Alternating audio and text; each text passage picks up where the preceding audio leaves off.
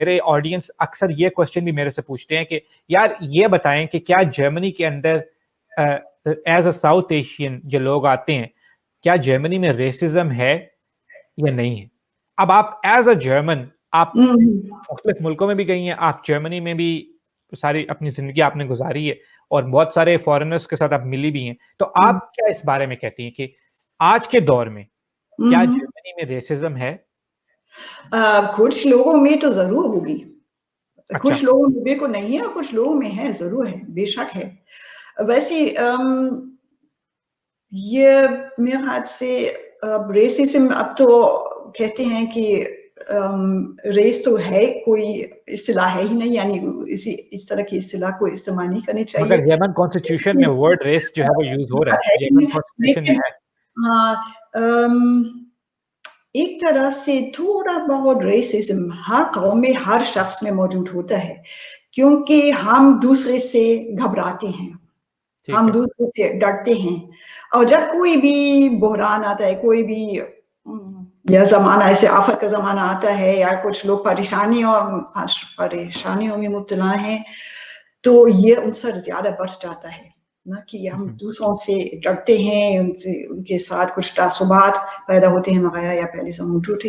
तो ये उनसर मेरे साथ इंसान में एक लिहाज से किसी हद तक तो कुदरती तौर पर हर इंसान में पाया जाता है, लेकिन इसके बाद यानी हम पर जिम्मेदारी है ना कि इससे खुद महसूस करे और इसके बारे में सोचे और इसकी वजूहात के बारे में सोचे और फिर इसके अपने अंदर से निकाले। और ये आम सी बात है कि लोग किसी कौम, किसी दूसरे कौम या मुल्क के बारे में सोचते हैं कि ये लोग ऐसे हैं, वैसे हैं, बाबा, लेकिन एक शख्स जिसको मैं जानता हूँ वो तो अच्छा है ना, बाकी तो सब या ऐसे हैं, वैसे हैं, ये सब कुछ है, यानी बहुत बुरा भला कहते हैं किसी कौम को, लेकिन जिस शख्स को जिस फर्द के तौर पर जानते हैं वो तो ठीक है, उसी तो अच्छा है, ये बहुत खूब कहा, अच्छा इंसान है ना।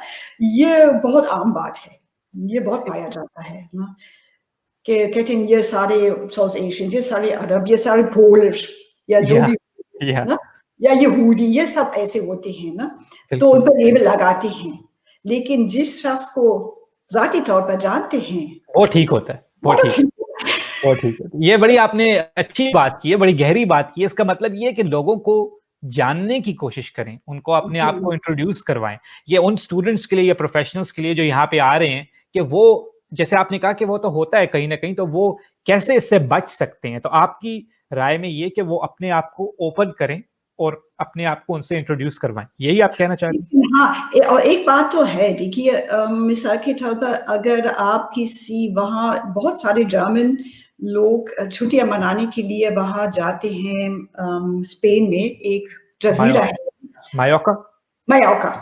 अब आप किसी स्पेनिश से पूछिए कि वहां जर्मन लोगों का क्या इमेज है, क्या तस्वुर जर्मन के बारे में, तो इनका तस्वुर इन लोगों का मबनी होगा जो वहां पार्टी मनाते हैं, पीते पिलाते हैं ना, शराब वगैरह होती है ना, सो ये शायद समझती होंगी सब जर्मन ऐसे ही हैं। एग्जैक्टली। तो जब यहाँ कुछ लोग देखे जाते हैं जो मिसबिहेव कर रहे हैं, जो जिनकी आदतें अच्छी नहीं हैं वगैरह ना, तो बस ये आम आदमी तो ये सोचे कि ये सब ऐसे ही हैं।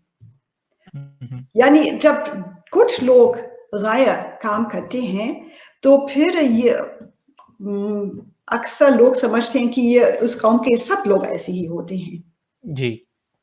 ये भी होता है ना, फिर इस तरह एक तासुब पैदा होता है, या एक गलत तस्वुर पैदा होता है कि ये सब ऐसे ही होते हैं।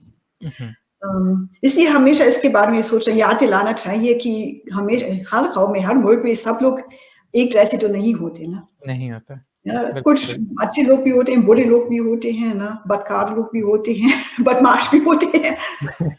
बिल्कुल होते हैं, बिल्कुल होता है। तो ये पर्सपेक्टिव नए आने वाले लोगों को सोचना चाहिए, जो आप कह रही हैं, जो जर्मनी आने वाले हैं, उनको इस माइंडसेट के साथ आना चाहिए।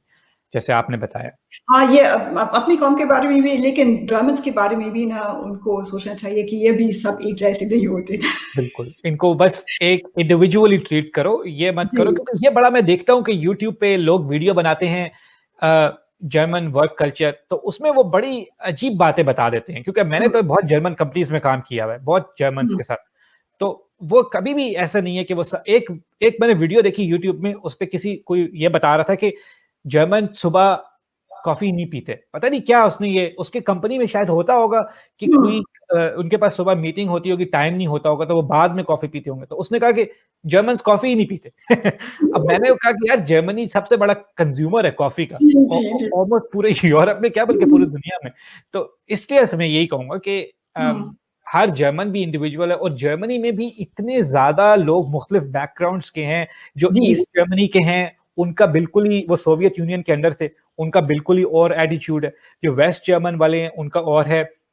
जर्मनी में लोग रशिया से आए हुए हैं, कुछ जर्मन जो हैं वो मिक्स्ड हैं, उनके हुँ, पेरेंट्स जो हैं वो जर्मनी से हैं, कुछ जो हैं वो किसी और मुल्क से हैं, उनके बच्चे जी। जो हैं वो एक मिक्स्ड हैं बिल्कुल, वो लेकिन जर्मनी में पैदा हुए हैं। कुछ जो हैं वो पोलैंड से हैं, उनके हुँ। माँ-बाप, लेकिन वो पैदा जर्मनी में हुए हैं।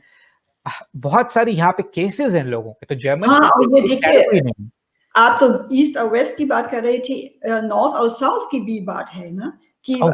यस। शिमाली लोग यानी शिमाली इलाकों के लोग बहुत कम बोलते हैं, बहुत जी, लिए-दिए रहते हैं, जी, जबकि वो जनूबी इलाकों के लोग इसके बरअक्स ना बहुत बोलते हैं, मिलनसार होते हैं ना, तो यहाँ बिल्कुल। भी लोगों में बहुत फ़र्क होता है। बहुत फ़र्क है, बिल्कुल सही कहा। हुँ। अब बर्लिन है, अब जैसे मैं आपने बर्लिन में कितने साल गुज़ारे हैं? आप बर्लिन में कितने स वैसे मैं तो पैदा हुई थी बर्लिन में, अच्छा, और ओके। जी, तो अपनी ज़िंदगी के पहले 30-25 साल तो ओह! वो 30-35 साल तो बर्लिन में ही गुज़ारे, फिर heidelberg चली गई।